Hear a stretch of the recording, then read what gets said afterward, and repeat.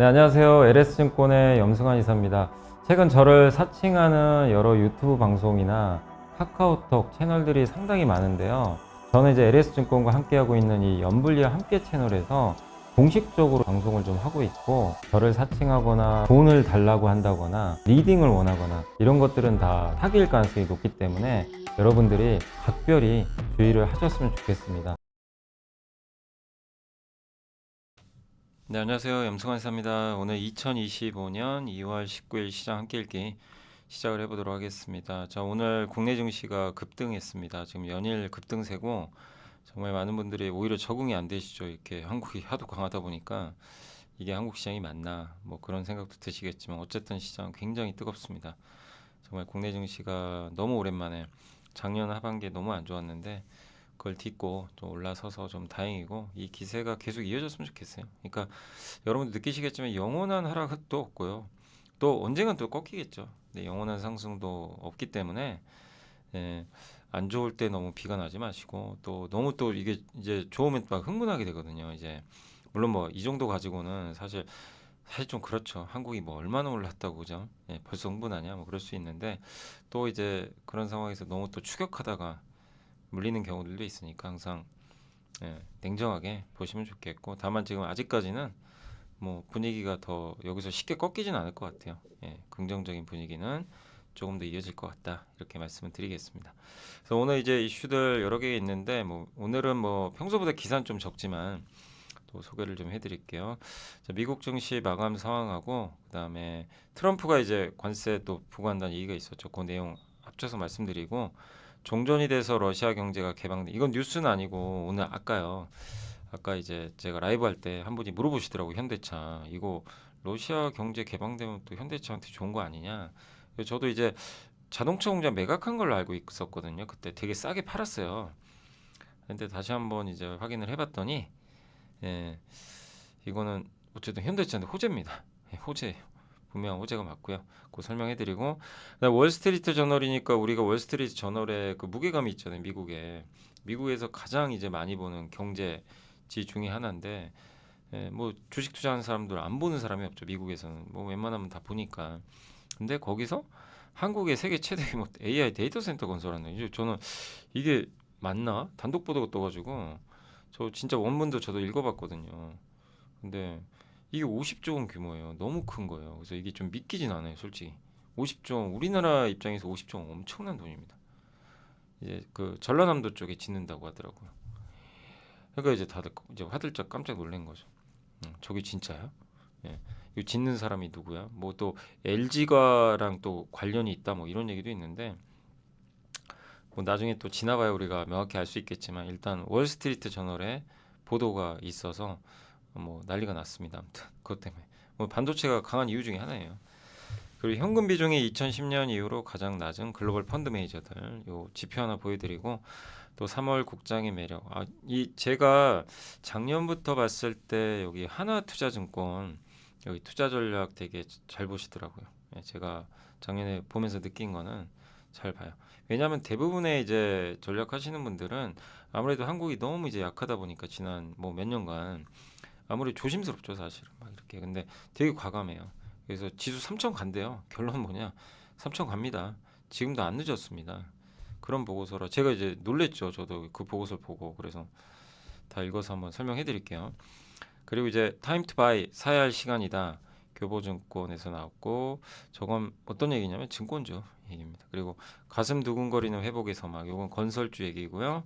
한국의 우호적인 요게 제 이름 발음하기 좋은데 에시아드 같은데 여기가 오만이에요. 오만에서 30척을 발주할 수 있대요. 우리나라 조선사한테 좋겠죠.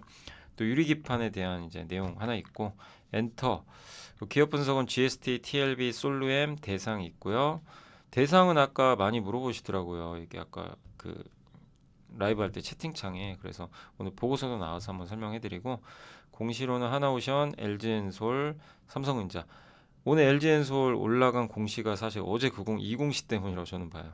그래서 저희 이제 당사 HTS하고 MTS는 공시 해석에서 다 올려드렸거든요. 장중에 오늘 아침에.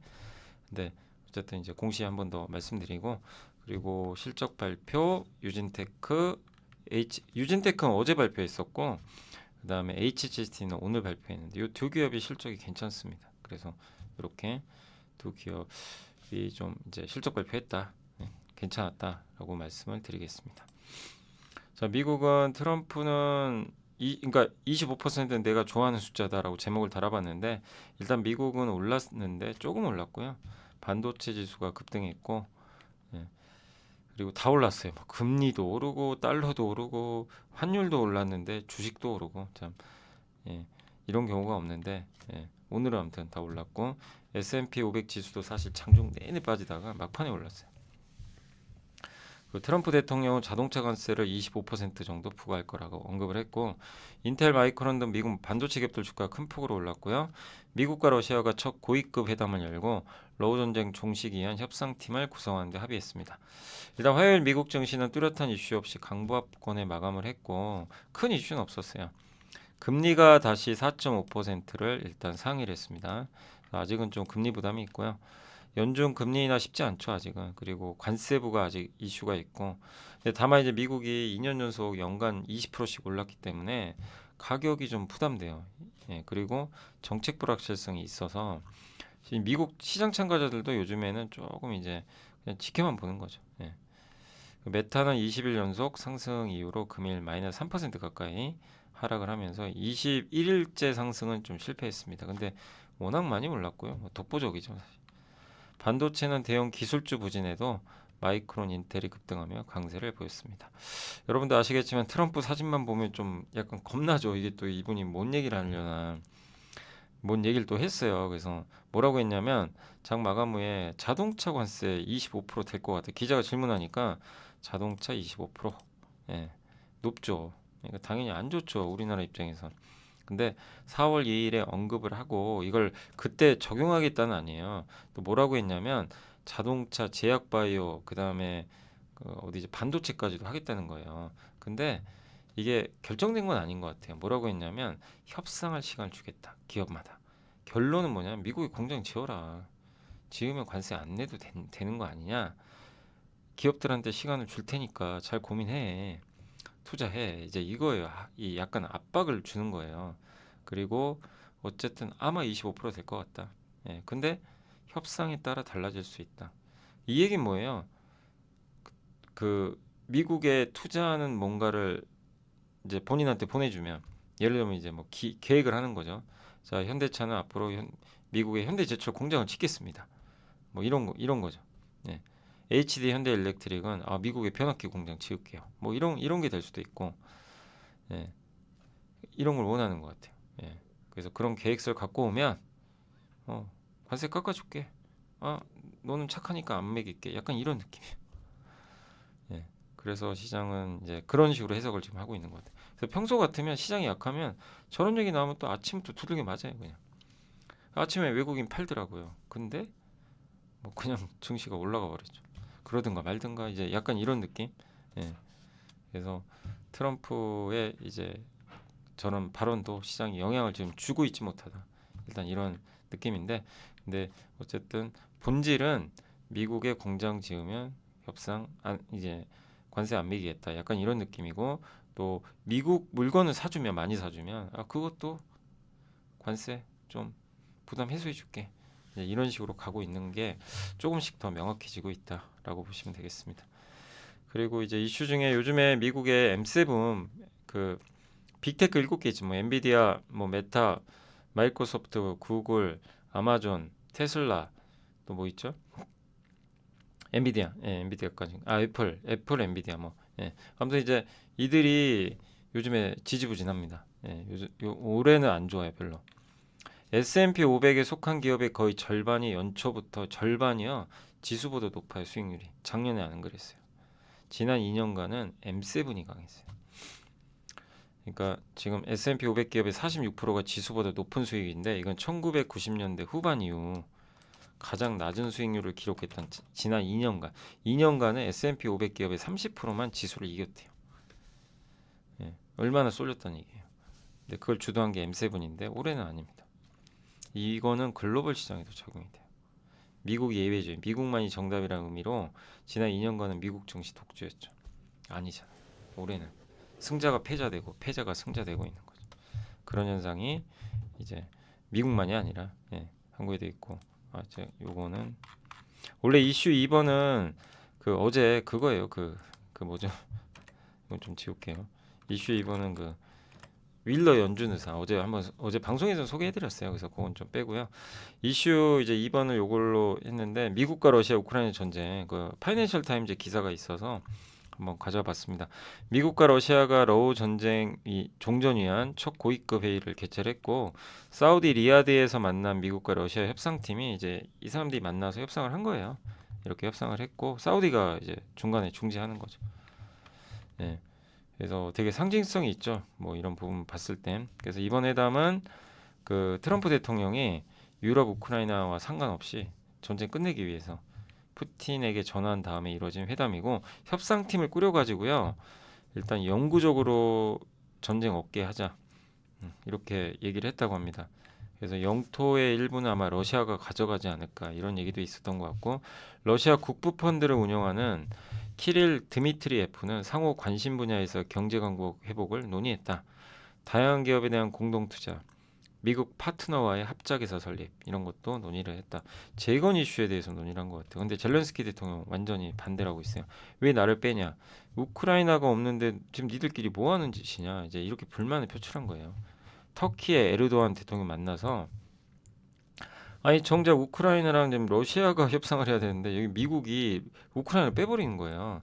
그리고 오늘 뉴스 나온 것 중에 하나가 젤렌스키 대통령 이제 임기도 있으니까 이 트럼프가 아마 그렇게 얘기하는 그 우크라이나 그 선거해야 되는 거 아니냐 이런 식으로 나오는 거예요. 그러니까 이제 젤렌스키 대통령이 이제 열이 받죠 당연히. 그래서 근데 좀 제가 봐도 이거 당연히 우크라이나가 참여해야 되는 거 아닌가요? 러시아, 우크라이나 이제 그걸 뭐 중재를 뭐 미국이 할 수도 있겠지만 당연히 우크라이나를 빼면 안 되죠. 근데 이제 지금 미국과 러시아는 우크라이나 빼버리고 있어요.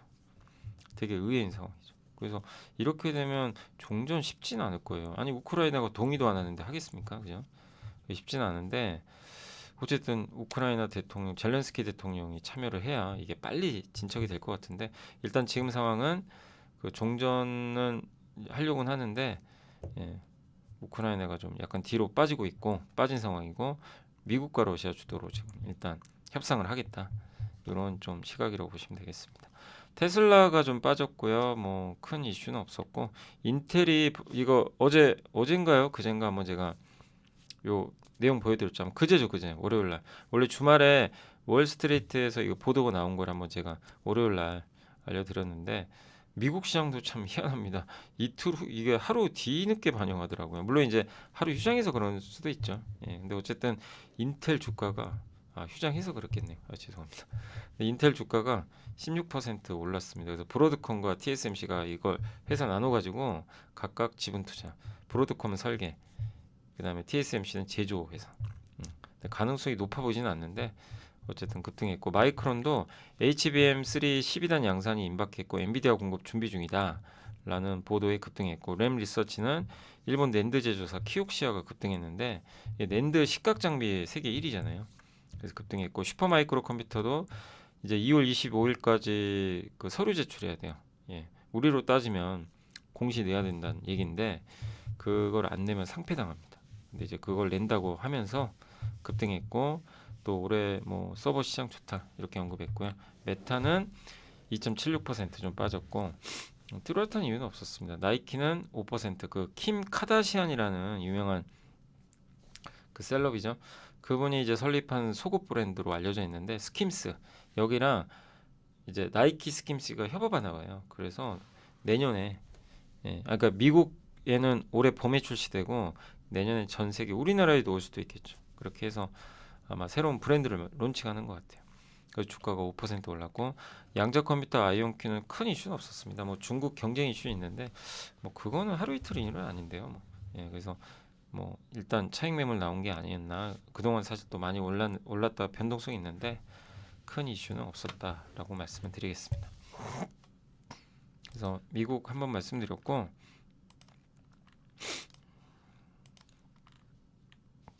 자 현대차가 2023년 12월에 기억하실지 모르지만 러시아 상트페테부르크 공장이 있어요. 현대차가 러시아 1등 기업이에요. 자동차는. 근데 거기에 여기 보이세요? 14만 원에 팔았어. 14만 원 가격이. 이게 여러분들 좀 의아하시죠? 아니 어떻게 14만 원에 팔지? 여기 부채 같은 것도 있잖아요.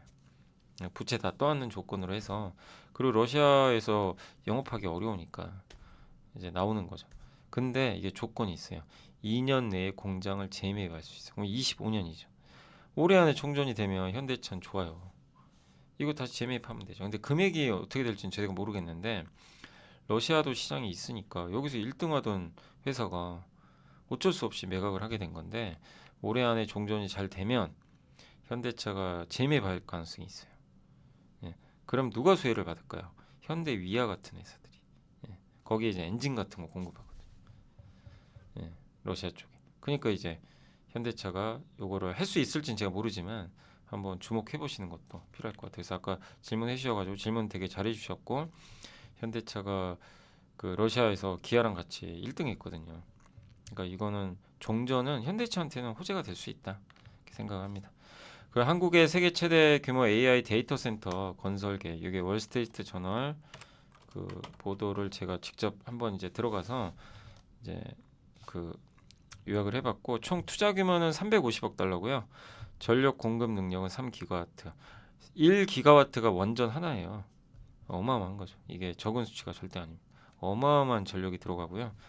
위치가 서울에서 떨어진, 이게 이제 아마 전라남도로 알려져 있더라고요. 전남 지역으로 이제 알려져 있었고, 완공은 28년. 스톡팜 로드라는 투자자 그룹과 여기 브라이언 구, 예, 이 사람인데, 이 브라이언 구가 LG 창업자의 손자라고 합니다. 저도 전혀 모르는 사람인데, 그러니까 이분하고 스톡팜 로드가 이제 투자를 해가지고 이제 여기에다 초기 100억 달러 투자를, 100억 달러면 우리나라 돈으로 14조 원이거든요. 이걸 투자하고 최종 50종. 현재 전 세계적으로 1기가와트 이상의 단일 데이터 센터 많지가 않은데, 여기가 텍사스 데이터 센터가 엄청 크잖아요. 거기 용량의 3배나 돼요. 엄청난 규모입니다, 사실. 그래서 리서치 회사에서는 이제 이 월스트리트 저널과 인터뷰를 했나 봐요. 그래서 이 아시아 태평양 지역 총괄 리서치 매니저 지혜농이 저렴하고 적시에 구축할 수 있다면 분명 기회가 있을 거다. 당연히 뭐 우리나라 입장에선 이런 데이터 센터 투자하면 좋은 거 아닌가요? 그죠? 예, 한국에 일자리도 창출되고 당연히 좋은 건 맞는데, 이게 이제 진위 논란이 있어요. 뭐 저도 이제 텔레그램 보다 보니까, 야 저걸 믿냐? 저거 거짓말이다. 아니다. 아니 월스트리트 저널이 뭐 저런 걸 단독 보도를 왜 하겠냐? 진짜 아니냐? 이제 이런 얘기들도 막 있어요. 그래서 저도 이거는 제가 알 수가 없잖아요. 그래서 여기 이제 단독 보도가 있긴 있어요. 그 한겨레에서만 나왔던 것 같은데, 전남의 세계 최대 50조 AI 데이터 센터 도청, 깜짝, 이제 아마 기자가 확인해 본 것 같아요. 그 전라남도 이제 도청에 전화를 해가지고 확인해 본 것 같아요. 그래서 이게 전라남도 쪽은 지금 당혹스러운 분위기다. 데이터 센터가 들어설 토지 부분도 협의를 해야 되고, 아직 투자 규모나 입지 등 확정된 게 아니다. 보도를 보고 투자사가 밝힌 투자, 깜짝 놀라지. 50조예요. 50조. 이게 그냥 돈이 아닙니다. 어마어마한 돈이거든요. 근데 이제 전라남도가 지난 5일에, 그러니까 2월 5일이겠죠. 도청에서 이 스톡팜 로드 자회사인 퍼일스와 이거를 업무 협약을 체결한 건 있나 봐요. 그러니까 이게 그냥 단순히 없는 내용은 아닌 것 같아요. 업무 협약 체결했죠. 근데 아마 규모가 50조니까 이 정도 규모인지는 몰랐던 것 같아요. 이 도청에서도. 예, 그리고 26일 날 이제 샌프란시스코 도지사가 가서 아마 스톡팜 로드 관계자를 만날 예정인데, 기사가 먼저 나온 거죠. 그래서 올해 초 착공에 들어간다. 이거는 아니다. 확정된 거 아니다. 근데 누구 말이 맞는지는 모르지만 데이터 센터를 지려고 하는 건 맞는 것 같아요. 그죠? 요 내용에 의하면. 그래서 만나러 가니까 김용록 지사가 26일에 샌프란시스코 가서 스톡팜 로드 관계자, 거기에서 이제 이 사람이, 이 사람도 만날지 모르겠어요. 브라이언고. 그러니까 좀만 보자고요. 이제 한 10일, 한 며칠 다음 주에는 도지사가 가서 뭔가를 하고 오겠죠. 그죠? 예. 그래서 이게 진짜인지 아닌지 봐야 되겠고, 규모는 사실 저도 좀 이게 좀 이렇게까지 많이 할 수 있는 건가? 하면 좋지만, 그래서 규모는 좀 믿기진 않는데, 어쨌든 이 내용 자체는 그냥 소설 쓰는 게 아닌 것 같아요. 예. 근거는 있습니다. 그러니까 어쨌든 그래서 오늘 뭐 변압, 뭐 전력기기라든가 전선 아침에 뭐 반도체 회사들 좀 주가 올라간 건 이런 이유도 있지 않았나 생각하고 있습니다. 자, 현금 비중이 2010년 이후 가장 낮은 글로벌 펀드 매니저들. 이게 이 글로벌 이 뱅크 오브 아메리카가 설문조사를 하거든요. 펀드 매니저들 매월 해요. 보시면 현금 비중 3.5밖에 없어요. 이때 22년 10월에 현금 비중 제일 높았을 때. 이때가 미국 주식 바닥이었죠, 실제. 예, 그러니까 이 글로벌 펀드 매니저들이 현금 비중이 낮다는 건 주식을 많이 샀다는 얘기죠. 그러니까 그만큼 많이 올랐던, 특히 미국을 많이 샀겠죠. 그러니까 이런 거는 미국 주식을 바라본다면 그렇게 쏙 좋은 내용은 아니죠. 아, 현금이 없구나. 예, 그러니까 이거는 결코 좀 바람직한 신호는 좀 아니지 않나라는 생각이 듭니다. 네, 그만큼 현금보단 뭐 주식이 낫다고 많이들 봤던 것 같아요. 그리고 오늘 이제 보고서 매크로 이제 투자 전략 관련해서 하나투자증권에서 3천으로 목표, 이제 코스피 목표를 올려버렸어요. 3월부터 강세장 온대요. 근데 벌써 이미 시작됐고요. 강세장이 2월부터 시작됐고, 유동성 보강, 유동성이 더 증가하거나 실적이 올라가야 강세장이 오는데 둘 다래요 지금. 빅테크 기업들이 AI 자본 지출 줄이지 않습니다. 왜냐하면 잘못 줄였다가 나중에 돌이킬 수 없어요. 돈도 잘 버니까 일단 투자합니다. 딥시크를 떠나서. 그리고 관세를 부과하면 어떤 경로로 시장에 영향을 줄지 생각해야 되는데 주가보다 환율이래요. 근데 트럼프 당선되고 나서 우리나라 환율이 1330원에서 110원 올랐거든요. 이때 반영을 했대요. 관세 부과하는 거. 환율이 이미 올라갔기 때문에. 그래서 이것도 이미 좀 반영됐다. 환율 상승으로 인한 수출주 영향은 뭐 크진 않다. 그리고 기업 이익 측면에서 우리나라가 작년 9월에 242조 원이 올해 실적 전망입니다. 컨센서스 205조 원까지 떨어뜨렸어요. 이 얘기는 뭐죠? 실적 전망은 하향 조정이 됐어요. 근데 이제 하향 조정이 어느 정도 끝나가는 것 같더라고요. 이런 부분은 오히려 긍정적이죠. 그리고 보통 이제 2012년, 2018년, 2022년 이럴 때 하향 조정률을 보면 30% 남짓이었는데 더 하향될 수도 있어요. 지금 15%니까. 네. 근데 생각보다 지금 미국 경기가 좋잖아요. 그러니까 실적 하향은 더 되더라도 후반보다. 그 수출 증가율은 2분기에 바닥 찍을 것 같고, 그러니까 유동성은 M2 증가율을 그러죠. 광의에 통하죠. 이게 이제 증가하면 우리가 유동성, 시중에 돈이 많이 풀렸다. 이렇게 좀 얘기를 하는 건데, M2 증가율이 작년 12월에 6.6이고요. 작년 하반기 평균이 6.5. 여기서 GDP를 빼야 돼요. 초과 유동성이라고 하는데, 그러니까 얼마나 우리 그 경제 펀더멘탈 있죠. 경제 펀더멘탈 대비해서 돈이 얼마나 더 풀렸냐. 예, 돈이 많이 풀리면 어떻게 돼요? 당연히 유동성이 증가하니까 시장이 좋을 수밖에 없는 거죠. 그래서 여기서 이제 하나투자증권에서는 아마 이거 산업 생산 증가, 우리나라 제조업 국가니까 산업 생산 증가율을 빼요. 우리나라 경제 펀더멘탈 이걸로 본 것 같고, 그러면 저기 6.6에서 아니 6.5에서 0.9를 빼면은 5.6 나오죠. 이게 초과 유동성 증가율이래요. 실질 성장률은 2% 이하니까, 그래서 이거 감안해도 초과 유동성은 4% 이상 되지 않겠냐. 예, 그러니까 유동성 증가율은 어쨌든 좀 높은 편이다. 이렇게 유동성 증가율이 높으면 시중에 돈이 우리나라의 적정한 돈보다 더 풀려버린 거예요. 그럼 이게 자산시장에 들어가니까 부동산 오르고요. 주가도 오르는 거죠. 근데 이제 원래 2월에 조정 예상했대요. 근데 3월부터 오를 줄 알았는데 2월부터 좀 뜨겁죠. 1월부터 사실. 그 얘기는 이제 유동성을 좀 간과한 것 같다. 그래서 유동성이 생각보다 더 좋기 때문에 시장이 더 강하다. 그리고 국내 주식시장은 글로벌 제조업 경기가 돌아서면 꾸준히 오르는 경향이 있어요. 예. 한번 이렇게 올라갔던 분위기가 쉽게 꺾이진 않습니다. 그래서 2600 넘어서면서 좀 많은 분들이 그러시죠. 아, 이제 주식 팔아야 되는 거 아니야? 막 이런 얘기들도 하세요, 실제. 근데 한국은 경기와 실적이 좀 방향 틀면서 가는 거니까 거기 유동성까지 쉽게 꺾일 건 아니다. 그래서 지금은 사기에 늦은 게 아니라 오히려 매수의 적기래요. 그러니까 굉장히 좀 과감한 멘트죠, 어떻게 보면. 초과 유동성은 저도 이제 초과 유동성의 개념에 대해서 뭐 명확하지 않다 보니까 한번 이제 찾아봤고요. 요겁니다. M2 증가율에서 명목 GDP. 그러니까 한마디로 이거예요. 경제 성장에 필요한 적정 수준 이상으로 통화가 과도하게 공급됐다. 이게 무조건 나쁜 게 아니라 우리나라 경제 성장 속도는 그 속도보다 지금 저게 높다는 얘기는 더 많이 통화가 공급됐다는 얘기예요. 돈이 더 풀렸다는 얘기예요. 그러니까 이게 플러스란 얘기는 우리나라 경제 체력보다 돈 더 풀렸다는 얘기예요. 실물 경제 필요 이상으로. 그럼 자산 가격 오르고 인플레, 투기적인 게 발생하겠죠. 음이면 경기가 침체되고 돈이 덜 풀린 거죠. 좋은 게 아니죠. 어떻게 보면 자산시장이 그런 개념이라고 보시면 돼요. 그래서 이게 이 빨간색이 초과 유동성 증가율인데 요게 0이죠. 높죠. 옛날에 한번 이게 예전에 2024년 여기 촌 거 같은데 이때 보시면 유동성 증가율이 낮았을 때도 있어요. 그때는 돈이 안 풀렸던 거죠. 그래서 지금은 이제 이런 유동성이 보강되고 있기 때문에 괜찮은 장이다. 코스피 3차 회복 가능성 높고 순이익 기대치 삼성전자 제외하면 25% 증익할 것 같고 추가 하향 여지 낮고 삼성전자 자사주 매입하고 있고 조선방산 등 업종이 많이 올랐지만 이들이 주도주인데 실적으로 가는 거거든요. 그러니까 밸류 부담도 안 크다. 우리나라 PER 아직 여기 있어요. 이제 9배예요. 비싸다고 할 수 없는 거죠. 그래서 지금 시장 좋게 보자는 그런 내용인 것 같습니다.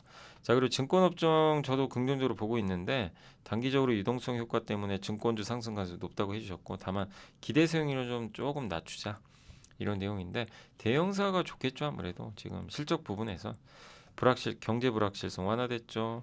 기준금리 인하하면서 조달금리 떨어지니까 나쁘지 않고 밸류에이션도 괜찮고 몇 년간 증권사들이 또 사업 다각화 노력을 많이 해왔잖아요. 그래서 자본시장이 또 커지고 있으니까 그러면서 키움 NH를 좀 탑픽으로 꼽아주셨습니다. 건설도 요즘에 부진이 좋은데 뭐 가슴 두근거린다. 회복 시작됐다. 서울 수도권 아파트 매매 거래량이 오르고 있대요. 그다음에 정치적 불확실성도 이제 고점 찍었고, 그다음에 정부의 이제 규제 완화, 또 최근에 토지거래 허가구역 해제 되면서 서울 아파트 거래량이 좀 오르고 있다, 증가하고 있다. 그리고 2월 19일이면 오늘인데 발표했는지 모르겠네요. 기재부 국토위 금융위가 건설시장 안정책을 발표할 예정이라고 합니다. 또 지방 부동산 시장 부양책 포함해서 전방위적인 건설업종 지원책 발표 예상되고 또 주택 사업 이제 최근에 원가를 개선되면서 실적 돌아서고 있죠, 실제 기업들이. 그래서 현대건설과 DLNC를 언급을 하셨고요. 조선업종은 그 아시아드 시핑이라고 오만 회사인데 여기가 이제 해운사로 보시면 돼요. 선박을 30척 발주하겠대요. 이번에 상장하나 봐요, 증시에. 오만 증시에 상장할 것 같은데 현재 51척 갖고 있어요. 43척은 빌린 선박이고. 예. 그래서 자기 선박이 51척, 빌린 선박이 43척, 총 94척. 한국이 수혜받을 것 같다. 현대미포가 특히. 왜냐하면 그 벌크선하고 컨테이너선 제외하고는 중국에 발주를 안 해요. 이 회사는. 그러니까 어떻게 보면 배 안정성을 더 중요하게 생각하는 것 같고요. 24년 이제 정제 설비 가동을 시작하면서 석유화학 제품을 수출해야 되거든요. 그럼 배가 필요하겠죠. 그래서 오만에서 만든 어떻게 보면 석유화학 제품들을 수출하기 위한 배가 필요하다. 그래서 PC선 저게 이제 석유화학 제품 운반선이거든요. 석유화학을 저기다 담아서 가요. 근데 그 12척 중에서 최근에 발주한 10척은 모두 현대미포한테 발주를 했습니다. 그리고 탱커, 원유 운반선, LNG선 또 중국 대비 비싼데도 한국에 다 발주를 했고요. 저렴한 가격보다 품질 낮게 한국과 오만의 우호적인 관계가 더 중요하게 작용했다라고 보시면 되겠습니다. 특히 이번에 현대미포가 왜 수혜를 받냐면 30적 발주 중에서 저 PC선은 아무튼 석유화학 제품 있죠. 그걸 배에 실어서 보내는 선박이에요. 그거 전 세계 1등 업체거든요, 현대미포가. 근데 이번 발주 중에 저게 제일 많을 것 같다, 이렇게 생각을 하고 있는 것 같습니다. 그래서 오만은 앞으로 정지 설비를 이제 가동을 해서 석유화학 제품이 많이 만들어지잖아요. 이제 그거를 수출할 거거든요. 그래서 그 수출하기 위한 배가 필요하니까 그걸 만드는 회사가 바로 현대미포다. 그리고 LNG 운반선 9척 갖고 있는데 6척이 노후화됐대요. 그래서 향후에도 이것도 교체하지 않겠냐라는 의견이니까 좀 참고하시면 되겠습니다. 유리기판은 왜 이렇게 뜨겁냐? 유리기판이 반도체 시장의 화두가 수요는 증가, 빅테크 AI 투자하죠. 소버린 국가가 투자하죠. 딥시크 쇼크. 공급은 부족해요. 엔비디아 TSMC만 해요. 막 여기 독주, 하이닉스까지. 근데 반도체 기업들은 투자를 이제 어떻게 보면 그동안 좀 감산한 부분도 있다 보니까 생산 능력은 부족하고 기술의 한계. 반도체 기업도 너무 커져요. 발열 이슈 저거 잡아야 되고 전력도 적게 먹어야 돼요. 어렵죠. 그걸 하기 위해서는 유리기판이 필요하다. 그래서 반도체가 여기 보세요. 여기다가 이렇게 반도체가 많이 들어가요. 이 원판 하나 안에. 그래서 이게 모여 있으니까 발열 문제가 발생합니다. 그래서 다음 HBM은 유리기판 아니겠냐 이런 건데 유전율이 낮고 전기적 특성이 좋아서 장점이 있고, 고열 현상에서 휘거든요. 근데 그게 없어요. 안 휘어요. 웨이퍼가, 기판이 휘질 않고 미세율로 형성이 좋고 저전력이고. 단점 만들기가 굉장히 어렵고요. 초기 투자 비용이 비싸고 파손 가능성이 있습니다. 이 유리기판의 개념인데, 요 인터포저가 요게 이제 요게 메모리 반도체 HBM이죠. 요거는 이제 일반적인 뭐 CPU나 GPU 같은 비메모리인데, 얘네 둘을 연결하려면 여기 인터포저가 있어야 됩니다. 요걸 유리로 대체하는 거고, 밑에 또 기판 하나 더 있어요. 예, 패키지 기판 여기다 또 얻는 거죠. 이것도 유리 기판으로 바꾸자. 그래서 이게 이제 인터포저, 기존 인터포저를 유리로 바꾼 거고, 요거는 인터포저도 바꾸고 메인 기판까지 다 유리로 바꿔버린 거예요. 이쪽으로 가겠죠, 분위기는. 그래서 유리 기판은 언더독들이 이제 좀 부진했던 이제 반도체 이쪽 기업이나 이런 쪽에서 뭔가 역전할 수 있는, 엔비디아하고 TSMC만 같잖아요. 그걸 좀 역전을 노려볼 수 있는 무기 중에 하나가 아닌가 이렇게 쓰셨고, 관련 기업들이면 삼성, 전자, 인텔, 브로드컴. 올해 제일 중요한 건 SKC가 올해 연말부터 아마 양산 들어가는 걸로 알려져 있는데, 여기는 뭐 내년이라고 써 있고 27년에 대량 생산한다고 하더라고요.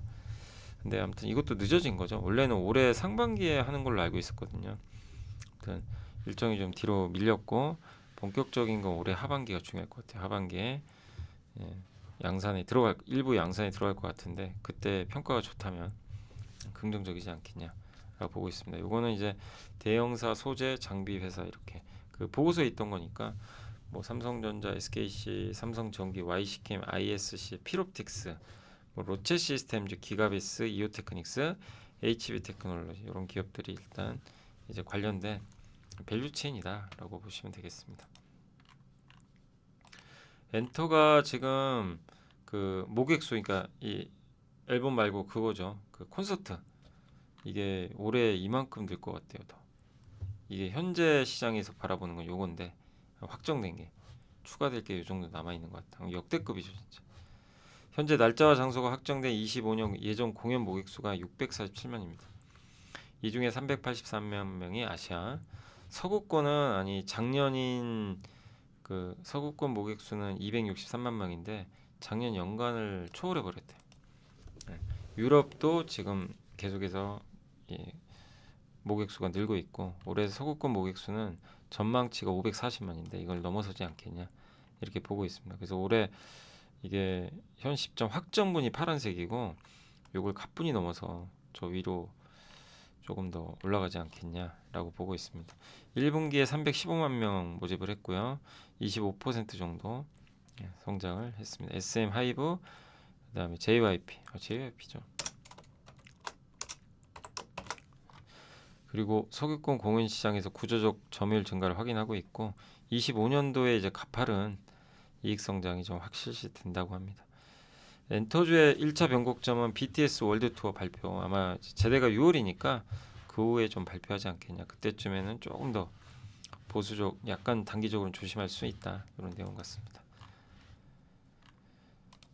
자, 그리고 이제 기업 분석으로는 GST가 액침 냉각 하는 회사잖아요. 그래서 액침 냉각 관련해서 이제 데이터 센터를 많이 지으면 이런 게 필요하니까, 근데 양산은 좀 시간 걸려요. 예. 그래서 대만 고객사양 칠러 시험 장비는 메인 공정 장비 교체. 원래 칠러 온도 조절 장치죠. 요게 좀 주력인데 아마 대만 고객사 쪽에 공급을 한 것 같고요. 칠러 산업은 이 노하우 바탕으로 데이터 센터를 이제 냉각시키는 기술을 갖고 있죠. 근데 이게 아마 올해는 아니고 27년부터 아마 상용화할 걸로 좀 보고 있습니다. 그리고 데이터 센터 액침 냉각 기술 상용화 진행 중인데, LS 일렉트릭, LG 플러스 등과 MOU 체결해서 해외 데이터 센터 참여 기회를 모색해 보겠다, 이런 내용입니다. 본격적인 액침 냉각 사용은 27년 하반기부터 전망을 하고 있습니다. 그래서 일단 오늘 아까 한국의 대규모 데이터 센터 이런 이슈들은 긍정적이지만, 저건 이제 아직은 명확하지 않기 때문에 또 변동성이 나올 수도 있어요. 그러나 그거를 오히려 기회로 활용하는 것도 괜찮을 것 같습니다. TLB는 실적은 안 좋았지만 평이 좋아요. 왜냐하면 일회성 비용을 반영을 해버렸고, 기대보다는 좀 괜찮았어요. 그래서 업종 내 다른 기판 업체 대비 양호한 수익성을 좀 기록을 했다, 라고 보시면 되겠습니다. 물론 이제 요 시장 예상보다는 이게 일회성 비용 때문에 좀 안 좋긴 했지만 어쨌든 지금 판가가 좀 올라가면서 이 TLB로 바라보는 평가 자체는 좀 긍정적으로 변한 것 같아요. 메모리 모듈 PCB 분야에서 기술적 우위가 입증됐고, 예, 그래서 판가는 CXL, LPCAM 어제 이거 알려드렸죠. 예, 그래서 SOCAMM이라고도 불리는데, 예, 어떻게 보면 이제 요걸 가지고 엔비디아가 A의 반도체 탑재시키겠다. 예, 착탈형이죠. 그래서 자유롭게 뺄 수도 있고, 요거 만드는 이제 기판 회사, 뭐 심택이 거론되고 있고, 그 다음에 이제 요거 관련된 회사로 이제 이 TLB도 좀 거론이 됩니다. TLB는 이제 모듈을 만들거든요. 여기 들어가는. 실제 TLB가 북미 메모리 고객사. 이거 북미 메모리 고객사 어디예요? 마이크론밖에 없죠. 그래서 마이크론의 양산을 시작을 한 것 같고 국내 메모리 고객사 제품은 아마 이 회사가 단독으로 진행을 하고 있다라고 보시면 되겠습니다. 솔로엠은 생각보다 실적이 안 좋아서 기대치가 많이 낮아졌고요. 다만 현재 주가 워낙 빠져서 실적 우려와 관세 위험은 이미 좀 어느 정도 반영된 것 같다 이렇게 보고 있는 것 같습니다. 작년에 실적이 부진한 건 대형 고객사가 ESL 공급 지연이 좀 일부 있었대요. 근데 저건 이제 나중에 다시 잡힌다면 정상화 될 것 같고 그 제일 중요한 게 수주인데 수주 잔고도 충분하고요. 작년 4분기에만 2천억을 더 추가적으로 확보를 했다고 합니다. 그래서 이런 솔로엠의 수주는 긍정적인 것 같습니다. 전자 가격 표식이죠. 4분기 ESL 비중이 70% 상회할 것 같고 4컬러가 좀 비싸죠. 근데 이게 이 제품도 좀 괜찮은 것 같고요. 지난 ESL 공급 일정 찾을 이유는 독일 고객사가 3컬러 제품 설치 계획을 4컬러로 바꿔달래요. 세 가지 색상이 아니라. 예, 그래서 아마 그 이슈가 좀 있었던 것 같고 전자부품은 이제 이 회사가 저기 ESL만 하는 게 아니라 전자부품 사업도 같이 하니까 근데 지난해 TV 파워 매출 중에 멕시코 비중은 한 20% 정도 되니까 예, 이런 부분들 참고하시면 되겠습니다. 그래서 기대보다 못한 실적으로 주가가 조금 이제 부진한 상황인데 수주가 좀 증가하는 건 긍정적인 것 같아요. 그래서 조금 잘 인내해보자. 라는 말씀을 드리겠습니다. 좀 시간은 걸립니다. 대상은 실적이 어쨌든 이제 올해 12.8% 증가할 것 같고 핵심은 내수도 조금은 살아나지만 제일 중요한 건 여기 소재 쪽에서 라이신, 예, 돼지 사료로 쓰이는 이제 라이신 첨가제인데 이거 중국 회사 이제 반동기인 관세 부관 이거 한번 알려드렸죠 예전에 이런 이슈 있었다. 중국은 전 세계 라이신의 60% 차지하는 거대 생산국인데 예, 이 이유도 연간 라이신 소비량 중에 60%를 중국에서 가져와요. 그래서 이러한 이유로 25년 유럽 라이신 가격이 급등을 해버렸습니다. 중국 거 안 쓰고 이제 한국 거 쓰겠다는 거죠. 그럼 당연히 대상한테 좋은 거죠. 대상 군산 바이오 공장에서 라이신 만들어서 유럽으로 가거든요. 근데 이거는 뭐 대상한테 굉장히 긍정적인 이슈다. 주가도 싸지만 예. 그렇게 했고 이제 공시 보고 마무리를 하도록 하겠습니다. 어제 LG엔솔이 하나오션이 미국에 유증을 한대요. 이 자회사 하나오션 USA 인터내셔널. 그러니까 USA 홀딩스라는 회사가 있어요. 이 회사가 하나오션 USA 인터내셔널 또 갖고 있습니다. 그래서 이 회사를 통해서 지금 지배를 하고 있는데 작년에 어쨌든 그 필리조선소 미국에 그게 어떻게 보면 지금 신의 한 수가 돼버렸죠. 근데 올해 1,532억을 들여서 또 투자를 하겠다는 거예요. 그러니까 여기도 나와 있지만 1,523억 중에 293억은 이건 이제 운영 자금이에요. 필요한 돈들 쓸 때. 나머지 1,239억은 설비 투자, 타법인 증권, 다른 회사 M&A 하려고 하는 건지 모르지만 미국의 조선소를 살 수도 있거든요. 또 그래서 이 행보를 한번 우리가 주목을 해야 될 것 같습니다. 어디에 투자할지 아직 알려지지 않았어요. 예. 이건 좀 지켜보시고 LG엔솔은 이제 미시건 주에 있는 얼티엄 셀즈 GM과 같이 만든 공장이 배터리 이거 3공장이 있거든요. 이걸 다 매입하겠대. 원래 5대5로 가니까 그래서 다 가져가겠다 이런 내용인 것 같습니다. 이 가져간 거 가지고 여기서 3공장에서 더 많은 걸 만들어내서 예. 결국 이제 그 토요타 같은데 공급하지 않겠냐. GM과는 조금 이제 멀어지잖아요. 일치. 근데 이 물량은 아마 토요타로 가지 않겠냐라는 분석이 좀 많이 나오고 있습니다. 그래서 어제 이제 그런 내용도 여기에도 좀 담아봤어요.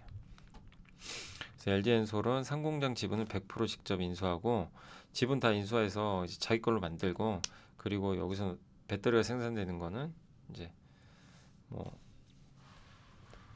그 토요타라든가 좀 필요한 쪽에, 근데 아마 대형 고객사로는 토요타가 되지 않겠냐라고 생각하고 있는 것 같습니다. 그래서 LG엔솔은 이제 이렇게 되면 GM의 다양한 고객사 확보할 수 있어서 좀 긍정적으로 보고 있는 것 같아요. 근데 이게 진짜 토요타인지 알 수는 없습니다. 예. 그래서 오늘 저런 이슈 나와서 주가 좋았어요. 자, 그리고 이제 소각, 어제 소각 결정이 있었습니다. 5천만 주 삼성전자, 그리고 자사주 취득 결정도 있었습니다. 4,800만 주. 그래서 이런 내용들도 있다는 거 참고하시면 좋겠습니다. 자, 오늘 이제 국내 증시는 삼성전자가 급등하면서 아주 잘 끝났고요. LG엔솔도 4%, 삼성전자 우선주, 현대중공업 급등, 현대모비스, 포스코홀딩스, 예, 그리고 크래프톤, 삼성 SDI 좀 못 올랐던 기업들이 정말 오늘 많이 힘을 냈던 그런 좀 하루가 아니었나라고 보고 있습니다. 오늘 섹터로는 일자리 관련주, 조선주, 예, 오늘은 삼성중공업이 또, 야, 나는 왜 못 갔냐, 이제 이렇게 한풀이 하면서 오늘 삼성중공업이 더 좋았고, 잘 되는 집은 뭘 해도 잘 돼요. 그죠? 그리고 오늘은 오랜만에 워닝머티리얼, 이제 PSK, 예, 레거시죠, 레거시. 전통 반도체 관련 섹터가 다 일제히 급등했습니다. 2차 전지 쪽도 오늘 분위기 좋았어요. 2차 전지 오늘 특히 LG엔솔이 급등하면서 좋은 분위기를 이어갔습니다. 냉각, 이게 아까 GST죠. 예. 반도체 장비, 유리기판도 오늘 더 올라갔고요. 다만 오늘 좀 빠진 쪽은 줄기세포, 건설기계, 우주항공, 좀 최근에 이슈가 돼서 올랐던 일부 섹터들은 좀 빠지네요. 의료 AI, 로봇. 예. 그래서 오늘 그리고 건설주도 좀 빠졌습니다. 오늘은 그 GS건설, 현대건설이 차익 매물이 좀 나온 것 같습니다. 그래서 오늘은 이제 시장은 한마디로 좀 최근에 많이 올랐던 기업들은 좀 빠지는 가운데 소외받던 기업들이 좀 강했던 하루였던 것 같습니다. 아까 코스피 말씀드렸고 코스닥 쪽에서는 알테오젠이나 바이오가 안 좋았어요. 그래서 바이오가 쉬면서 다른 섹터들이 ABL 바이오는 어제 급등했잖아요. 어떤 루머 때문에. 또 오늘은 뭐 아닌 건지는 제가 모르겠는데 오늘은 또 하루 만에 폭 나가고, 어쨌든 뭐 저런 경우는 조금 이제 지켜만 보셔야 되겠죠. 예. 보로노이 좀 빠졌고요. 그리고 오늘 주성 엔지니어링이 한 13% 정도 오늘 올랐습니다.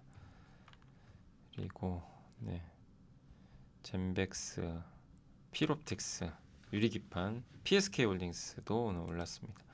오늘 포스코 그룹이 급등해서 좋았고요. 반대로 오늘 형제엘리트, 범양건염, 전진건설 이런 쪽은 안 좋았습니다. 코스닥 쪽에서는 주성 엔지니어링이 가장 좀 돋보이는 상승을 해줬고, 반면에 고용이라든가 로봇 쪽 관련된 기업들은 조금 쉬어가는 그런 움직임이 나왔던 것 같습니다. 자, 오늘 이제 방송은 여기까지 해드리고요. 예, 오늘 뭐 오늘만 같으면 좋죠. 뭐 코스피가 이렇게 매일매일 올라가면 얼마나 좋겠습니까? 근데 이게 아까 하나투자증권의 보고서처럼 끝이 아니라 시작이었으면 진짜 좋겠네요. 그러길 좀 바라는 마음에서 오늘 시장 여기서 마무리하겠습니다. 당분간 시장 괜찮을 것 같고요. 긍정적인 마인드 계속 유지하셔도 좋지 않을까 하는 생각을 하고 있습니다. 감사합니다. 내일 뵙겠습니다.